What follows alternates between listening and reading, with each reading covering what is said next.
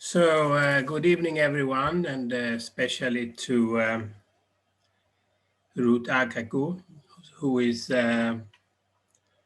talk to us today on this Nigerian Bird Atlas webinar. Ruth is a regional officer for Critical Ecosystem Partnership Fund and is based in Accra.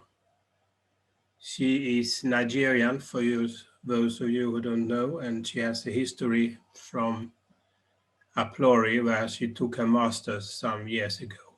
I won't say how long ago. Today, Ruth will talk about fundraising for citizen science projects, bird clubs, and Atlas team activities. People can put questions in the chat, and then we take them after, or to Ruth after. So please, Ruth, you can start. Thank you, Prof. Can you all hear me? I can hear you loud and clear. Okay, good. Good evening, everyone. I want to quickly try to see if I can share my screen. All right. Okay, I'm going to move a little bit from the conventional presentation, and probably we'll be doing more of discussion and trying to go through what we need to do to raise funds for project activities. And like Prof said, as we go through, you can stop me at the middle of the presentation to ask questions if need be. So welcome once more. We're looking at fundraising for citizen science projects, bird club, and Atlas team activities. Okay, now, sorry, I think I have my, all right. I just need to run us through some quotes I saw. And there's this particular one from Prince Philip that keeps on resonating with me every time I try to do field activities and projects. It says conservation without money is conversation. That's you're just talking and nothing is happening. And by Theodore Roosevelt, he said, do what you can with what you have where you are. So like I said, this will be moving a little bit from the conventional how to raise fund, what is fundraising and all of that. We're trying to look at using these two quotes as our foundation for the talk this evening. I want us to quickly refresh what we already know and what we're already doing, which is the citizen science, which the Atlas project has used intensively to achieve the strive at which the work is going. I've been following with the work and it's kind of very impressive. So using citizen science, which we all know that it's getting people that are not necessarily scientifically inclined to guide them to pull data together, and it is both for scientists and educators. The advantage of it is to quickly investigate questions or issues that would otherwise be time-consuming and costly to study. Even at that, that still requires money to make this happen. So this evening we want to, there are many ways to raise funds, but I'm just going to focus on two main ones that have been tried and tested, and I sort of can attest to it. It doesn't come as easy as it sounds, but it does work. So raising the needed fund for the work we are already doing as a group and as even as an individual, but mostly we're going to look at ourselves as a group. Don't mind the cake. I love cake, but it's the birds that are on the cake that's fascinating for me. But we're going to look at two ways of raising funds, which I picked from the different array of fundraising that you have. I know we've heard of crowdfunding, online funding, you're doing events and all of that, but we're going to look at two, which is grant and contract. And it is sort of common for fundraising, funding citizen science. And the citizen science project need funding to reach their goals, and writing grants and contracts are common ways to raise the fund. I was laughing at myself because I asked the question the last webinar, and I think Dr. Talatu now put me on the spot because I asked the question, how will some of these activities be funded? Because we have different bird clubs all around the country, which is a very laudable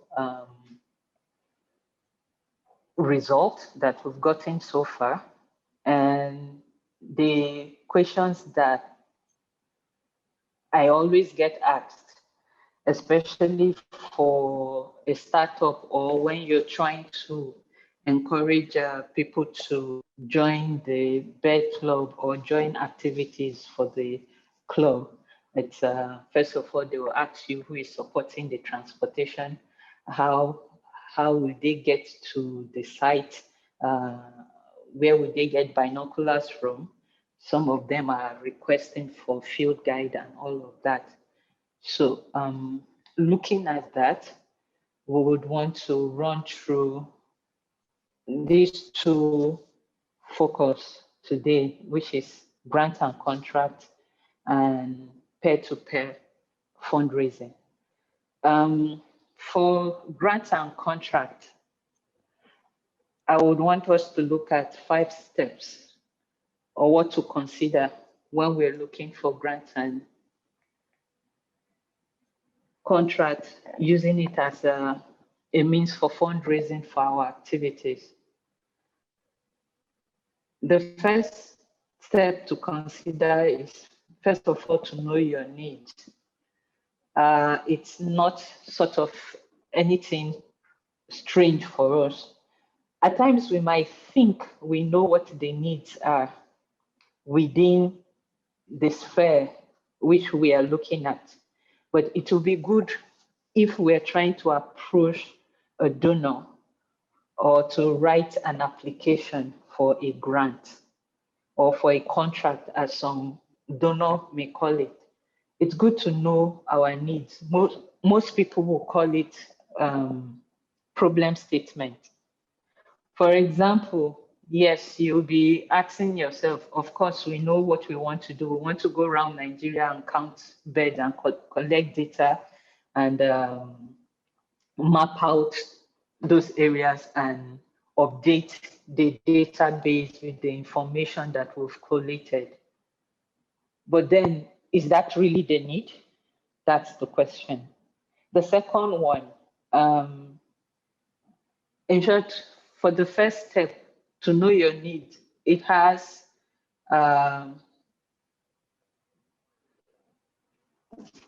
questions that comes under it, and you need to ask and break it down so that whosoever you are approaching with your need would have clarity. first of all, you find out where you want to work.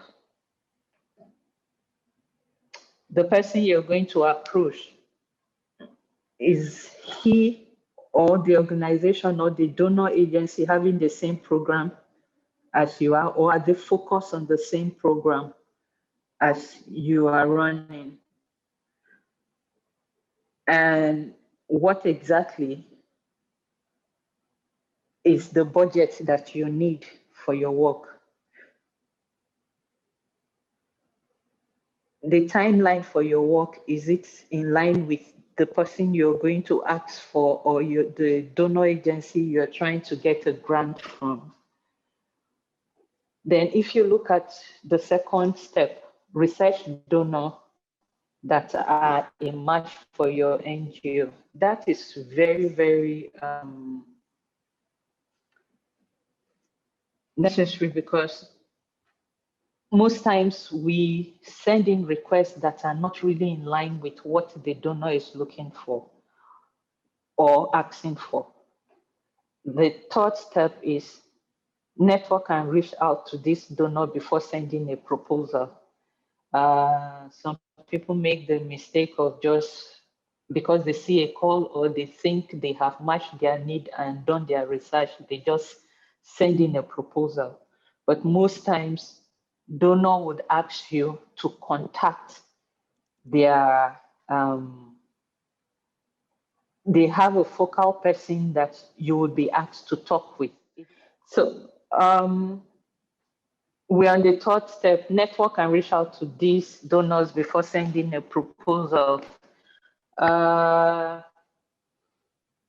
Most times in the call for proposal, you get the donor or the company asking you to contact a focal person before you send in. This third step is very, very vital, because it will help you not to waste your time on writing a proposal or writing a proposal.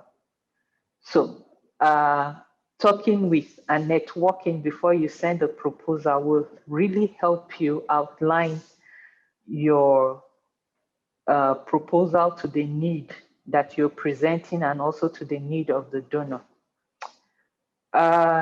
Then you develop a great application. Of course, this step 5, it's a topic on its own, probably how to develop an application. But if you're able to identify your needs correctly, putting your problem statement together and giving the objective and stating what the result would be, I won't say easy, but it would help you develop a great application and follow up and persist. That last step, most times, I am a recipient of feedback from donors that always, most times, start with, unfortunately, we are unable to fund your request, unfortunately, and I wish some donors can change that. But because we get that doesn't mean we'll stop putting up requests and continue asking. So now the question here that may be running through your mind is, of course, we know that we are supposed to, we know what we're doing as going out there to Atlas. But then I want to deviate a little. Most times, most of the donors are not really, really focused directly on birds. But you have a way to go around that by focusing on, for example, if you pick a project that talks about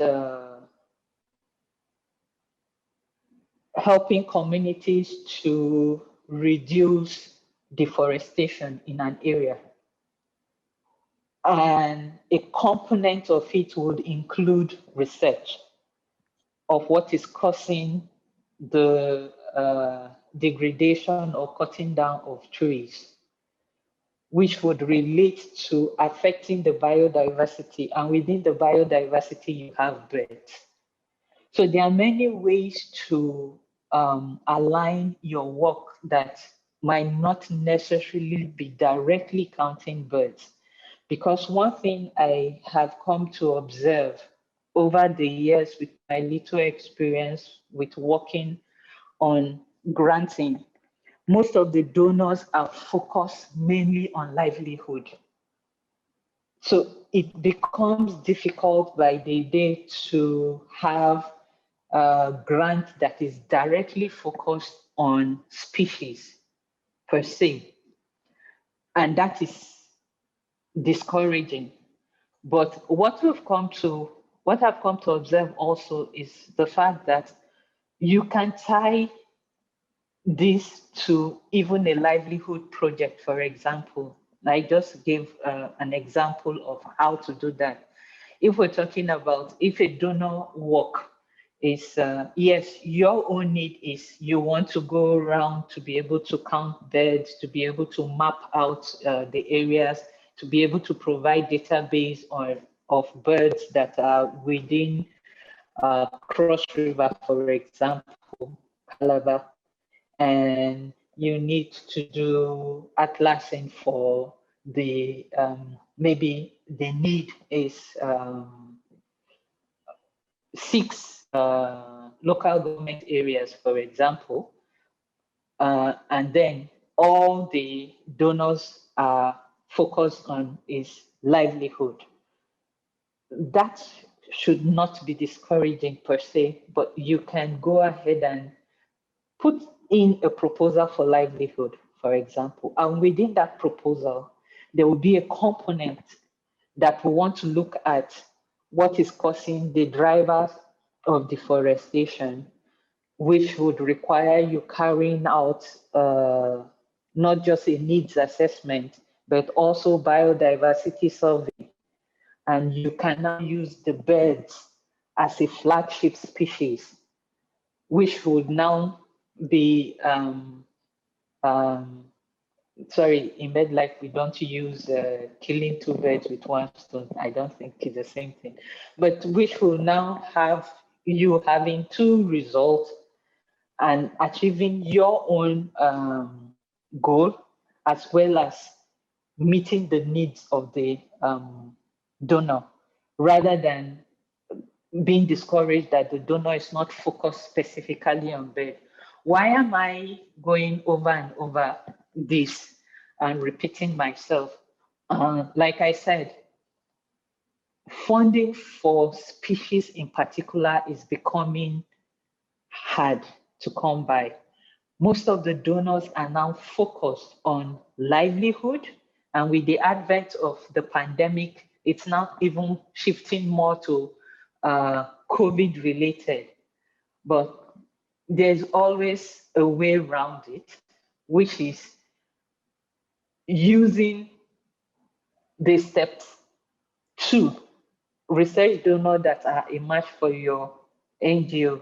Sorry, I put NGO there because I'm just, yeah, can be CBO, it can be a group, it can be even as an individual, but mostly group organizations work better for requesting for grants than individual. So in cases where we have problem or we have difficulty in sourcing for fund for direct species work, just like the work that the Atlas project is carrying out, because most times when I sit, I recall where I was with OPSCN that was running the Calabar Bird Club.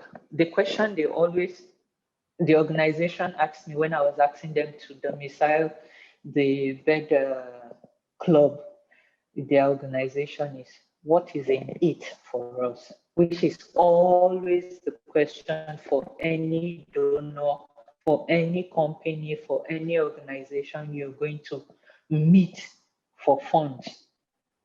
what is in it for us? How does that benefit us if we bring out this fund? So most times, if the donor request is to say, we are looking at livelihood, sorry, we are not specifically looking at species, you can still work around that livelihood project and put a component of the research that is focused on atlasing within that project. And you can still run that program. And I bet you, since it is targeted at livelihood and giving them a double impact, no donor would want to let go of such a project. The next one we'll look at is the peer-to-peer fundraising.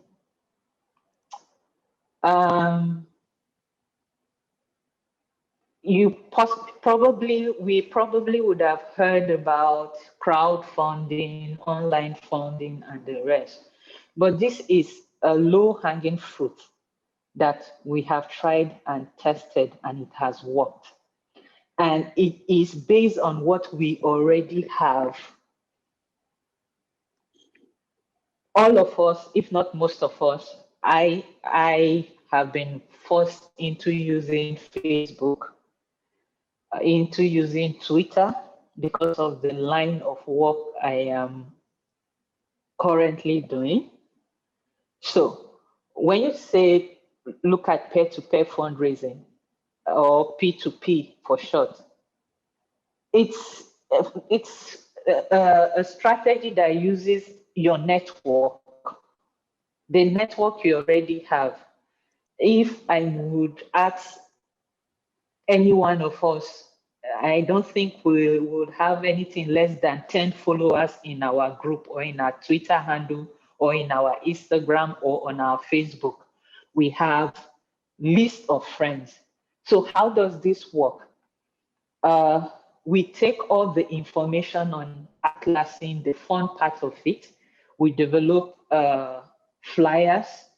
We tell the stories of where we've been to Atlas. We bring out the story of the community within that area. We can use Obodo, for example. Let's say we've been to the cattle ranch to Atlas. You give a background of the place, Obodo, the beauty, the nature, everything with pictures. And then you ask your network to put this on their page and to help you fundraise. Okay, currently we are having this situation in the area where we are working. We would require binoculars, 3 binoculars, 4 binoculars. That is after telling them the story, the success story that you've achieved over the years. It's just a fun thing. We've used this platform severally, but I've not seen us focus it on raising funds for the kind of field activities, targeted field activities we want. It's something we can explore. It relies on your supporters, existing relationship and leverages. Like I said, we all have friends on Facebook, on Twitter, on Instagram that we can package this story and throw it out there. You'll be surprised who will see this story and ask you, how can I support? It might not necessarily be in form of cash. Somebody might donate field guide to the club or binoculars to the club. It's the only problem I see here is putting our story out there, and which is what we have not explored. And it's an area I would want us to look at our individual club level to see how we can leverage on the network that we already have. At times, you'll be surprised how a pool of 500 naira, 1,000 naira, one bird guide can come together to meet the needs for individual club.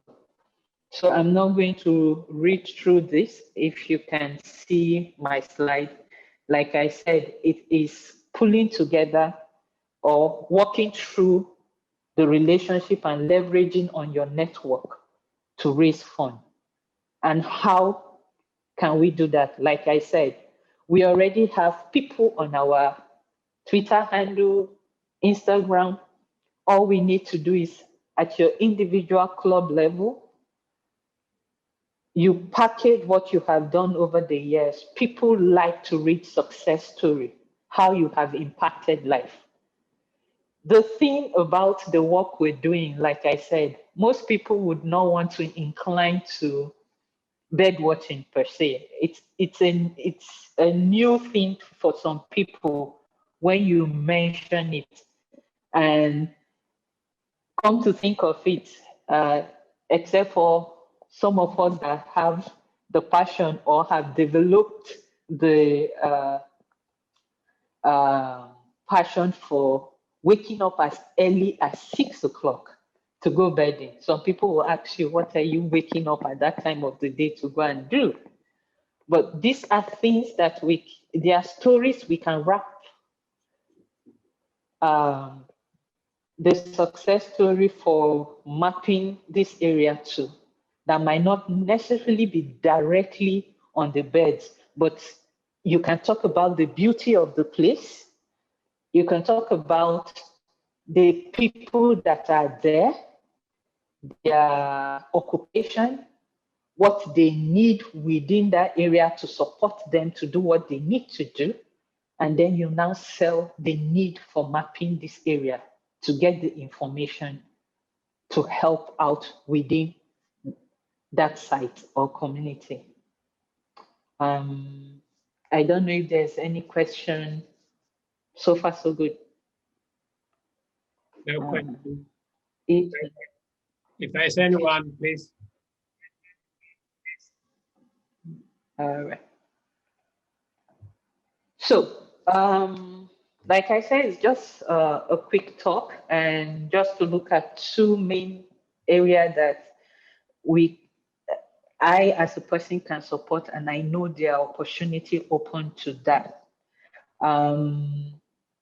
Two things, they are just a take home and to note, two are stronger than one.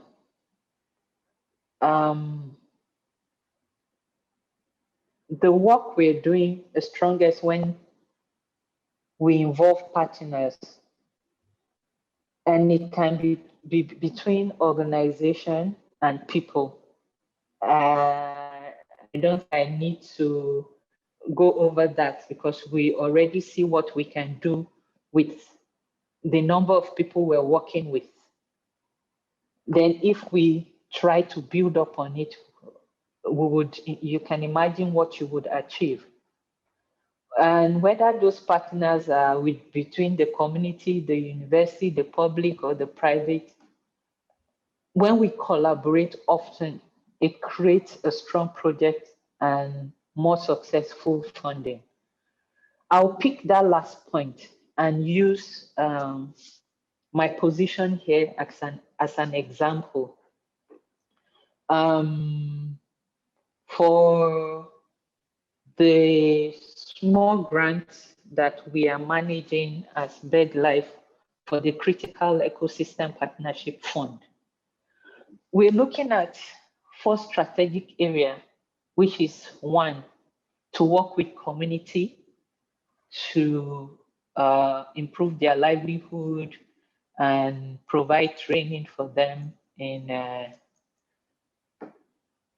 provide incentive so that it would endear them to support conservation. There's a particular one that is focused on species, which is to look directly at areas where there are no data for species that have been identified by CEPF in their list of species that they provided. The third one, the other one is to work with protected area management to review their management plan and to implement it. And the fourth one is to work with communities to develop and elaborate on land use plan or land use tenure. So now the question is, where does this, how will I fit my atlasing into this? Let's say I want to approach CPF for a grant.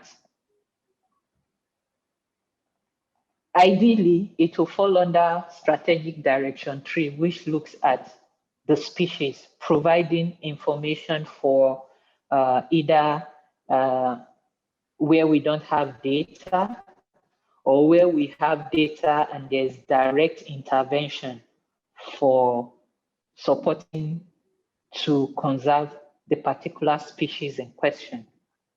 But then, as it is right now, CPF is no longer looking at that strategic direction because it has exhausted the funds that was allocated for that strategic direction.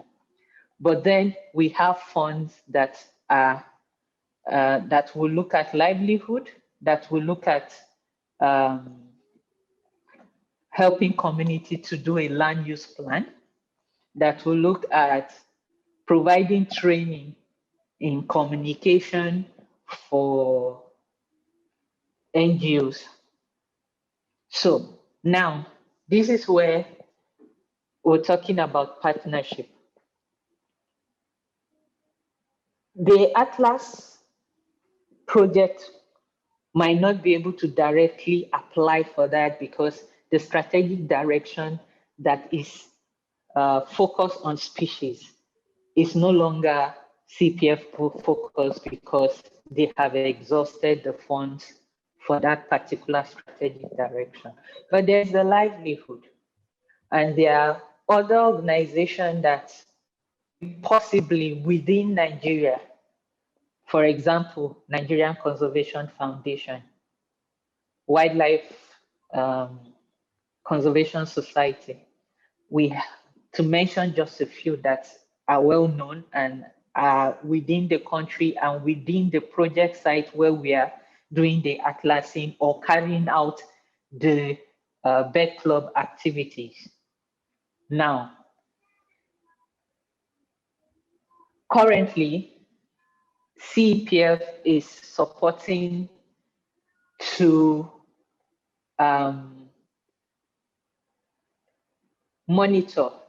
trying to monitor key biodiversity area, KBAs.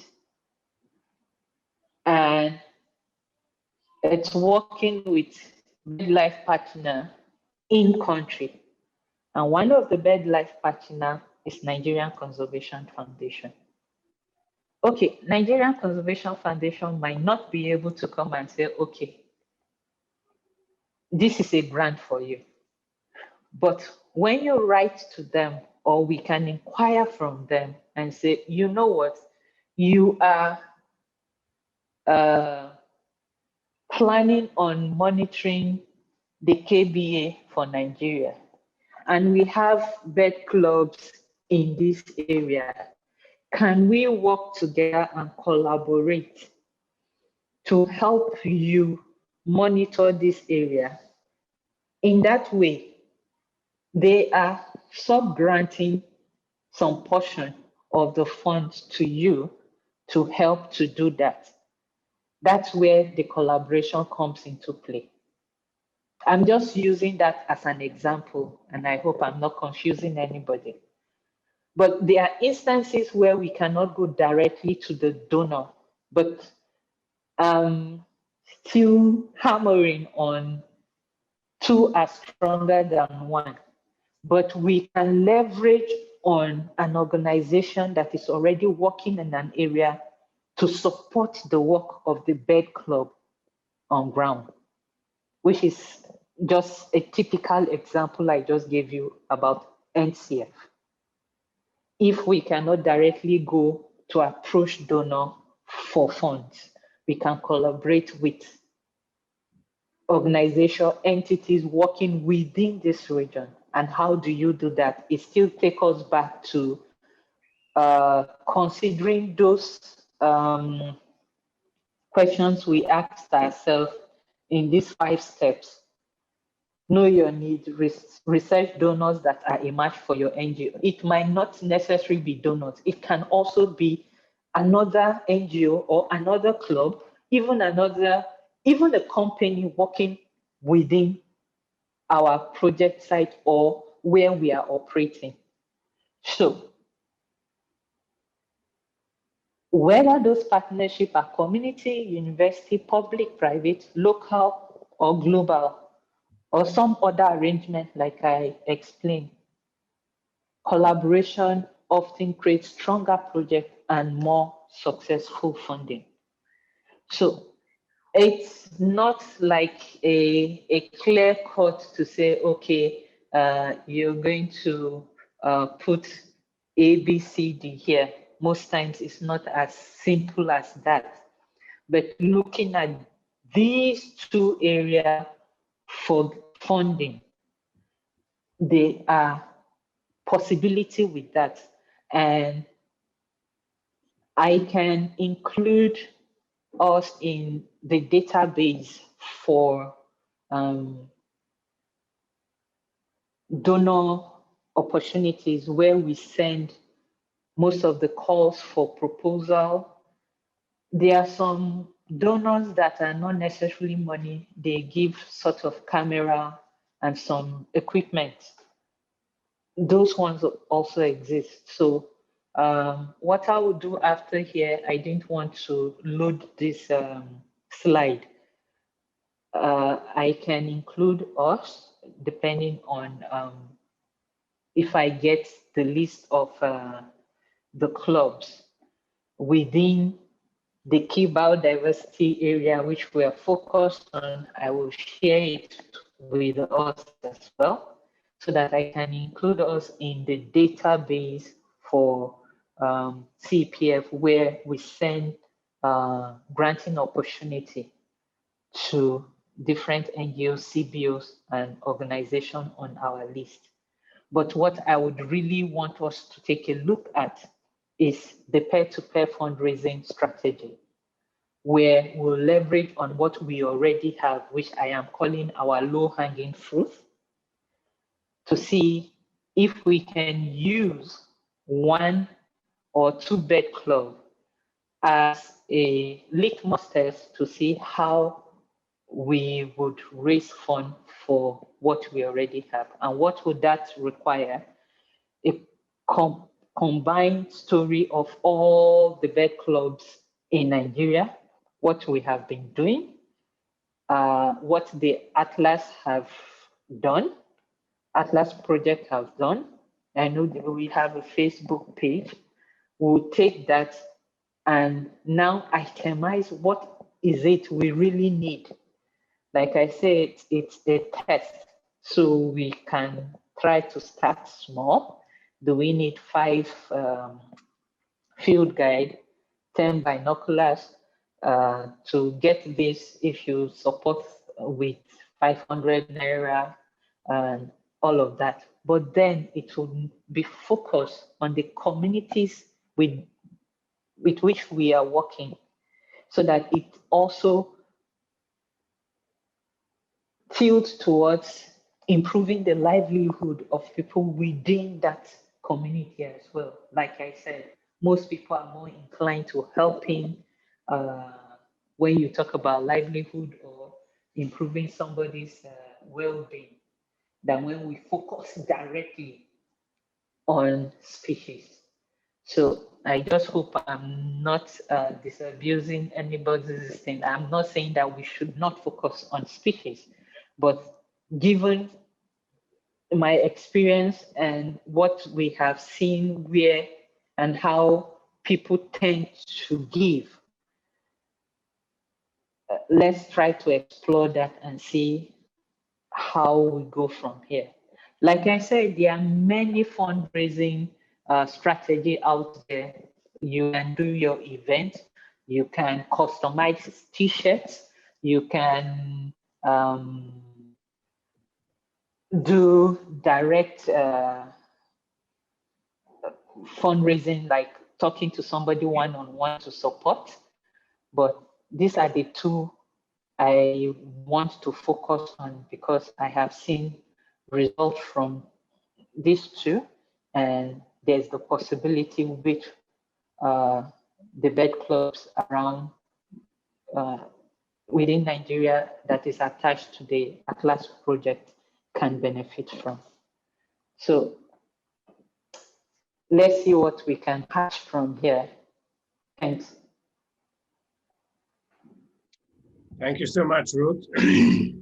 A lot of good information here, I think, and I think we have started or built a platform from where we can continue to work. So I think that we, from interested bird club members and the NiBAP management team, we need to continue to have a dialogue with you to try to pursue down some of these roads, because I think that within the NiBAP community, we have a lot of information that can be used already, and we can target certain areas which is of more interest if there is interest and need, and of course funding. We have done that with EBA monitoring with NCF, so there is these possibilities. And of course we have reports, yearly reports, and also the different teams have been giving out reports. We are planning to and working on a 5-year report for NiBAP that would be available during the year. That we were working on the maps. So, okay, any questions, comments to Ruth?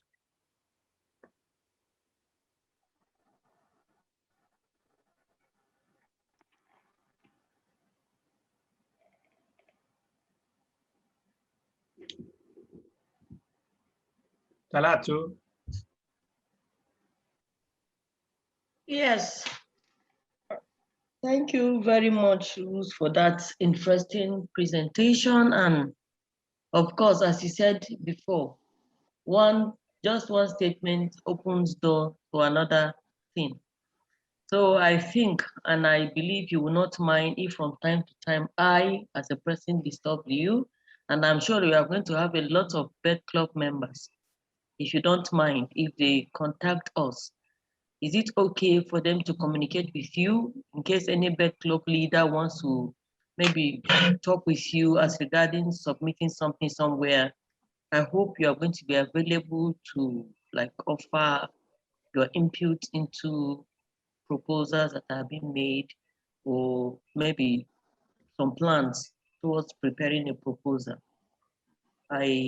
You kept my mind wandering around, but I'm very sure we can continue from here anyway. It's just the beginning of something great. Thank you so very much for making the time to give us this very interesting presentation. Thanks, Dr. Talatu. Yes, like I said, as I don't know which one would be better to include the Atlas as in our database, and when the information comes, you can disperse it to the different clubs or get all the clubs into the database. I don't know, I think all the clubs will be a little bit crowded, for lack of word. So I can get a focal person from the Atlas project, include it in our database. Reason is we constantly send in opportunities. Like we send it out to all the NGOs, CBOs, association network within our database on opportunities for grants from the likes of 10,000, 20,000 US dollars, 5,000. We also send in opportunities that would help support equipment and all of that. So yes, to answer your question, very open to assist with any concepts, anything in line with the two focus on the presentation that I just made. So thank you very much for responding, Ruth. At this point, I think you are right. To add the whole bird club will be too much. So it's okay if NiBAP is being added. So if you add myself or anyone, if there's a call that we can spread to any bird club member or bird clubs, or we can take it up with bird clubs and then put something together. I think it's okay if you add up NiBAP instead of the whole bird club. Yeah. All right. You and Ruth can discuss that. So. Okay. Okay, if there's any questions or comments, yes, Ruth? There are some hands up. I think I have hands, yes. Society for I'm seeing Society for Telemedicine. And someone else, Usman Shitu. Then Usman Shitu. Yeah. Yeah, my name is. Hello. Yes, please come on. Yes, my name is Dr. Ogaraku. I'm from Lokoja Bird Club. That's Kogi State in Nigeria. I thank you for this webinar. I value it, and I've taken my time to listen to the speakers. Thank you for a good job, Talatu, to the speaker. The challenge we also have here is insecurity. Well, I don't think the club can do a lot about it. So all we do is to reduce, limit our voyages within safe zones. I also note that we view birds, new birds, add them to the atlas, but we're not able to conserve. Of course, human encroachment is ongoing, everyday development. You know, humans encroaching into animals' habitats, and of course, that's a problem. But we're able to identify new birds, new species, and we also, of course, use Atlas to mark that Atlas with our binoculars. The team is doing a good job. But sometimes some of us are restricted from coming out the way we would have loved to come out because of insecurity around here. Then added to that is that we manage to identify these birds, but conserving them is a challenge for us. Thank you. Yeah. Well, thank you. Yes, Ruth. Okay, I thought you were. Okay, just if you can go back to what I kept on repeating. When you go out there to watch birds, like we all know, they tell us the health of the environment, just to put it in a simple way. So you are not just going out to count birds, you are also identifying the drivers of the change within your site and documenting it. And like I said, and I repeated, that most times even the donors have shifted from looking at species in particular to give money for their conservation. They would rather give money for livelihood or restoration. So with the data you're collecting, I believe you are sitting in a pool of information to putting together a very good problem statement that would help you go past identifying and counting birds to conserving and protecting the area, which is even going to get you fun than even looking at directly at the species, like I mentioned. I don't know if that helps to add to that. For security, it's quite unfortunate that, like you said, nobody can do anything about it, but it will be good for you to keep yourself and your team safe. If it's not safe, please don't go out to bed.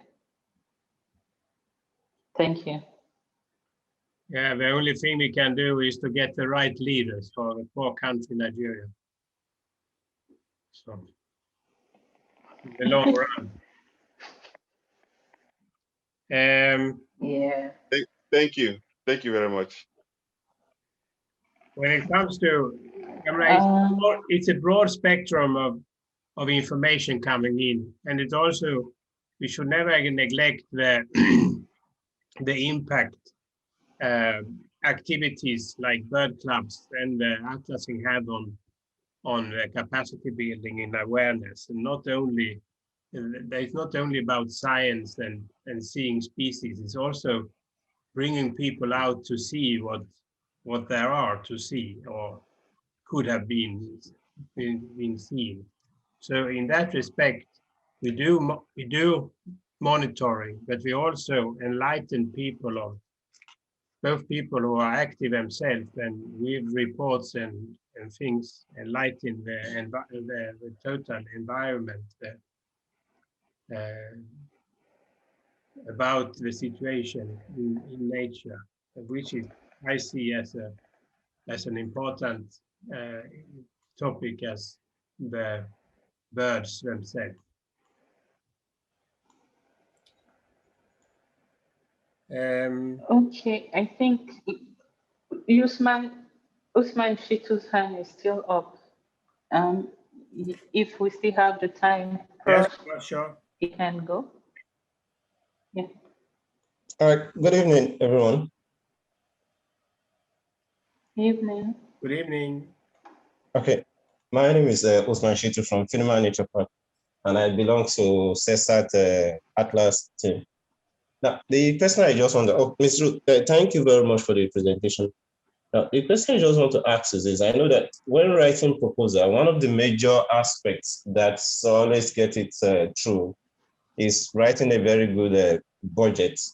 So I just want to know, is there a quick step that you can advise that one needs to follow when doing the budget aspect of the proposal, right?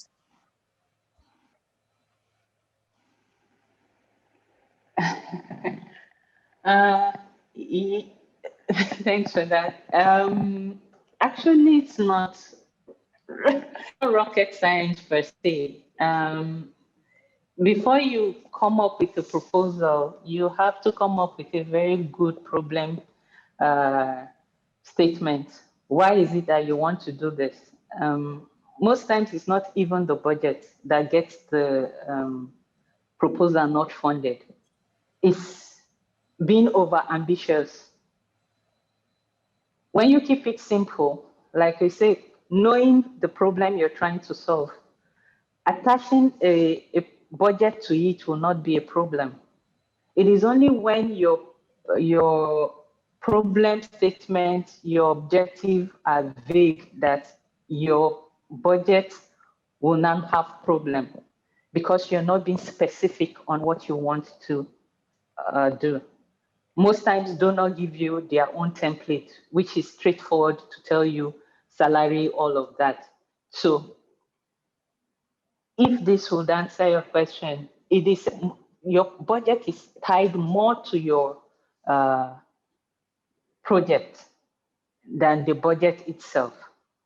So, and yes, there are ways to keep your budget simple and straightforward and self-explanatory to get a very clear budget for your proposed work. I repeat, a budget is not a standalone, it is attached to what you're proposing to do.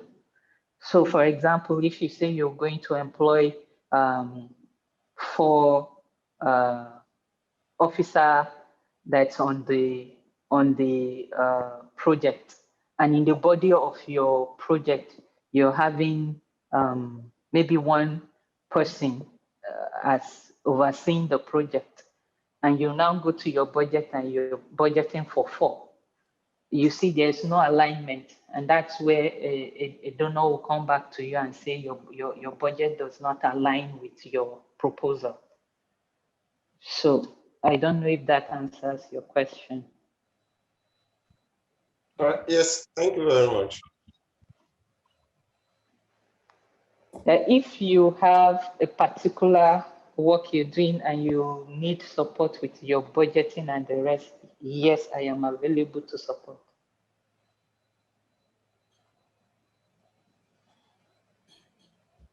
Thank you very much for that offer.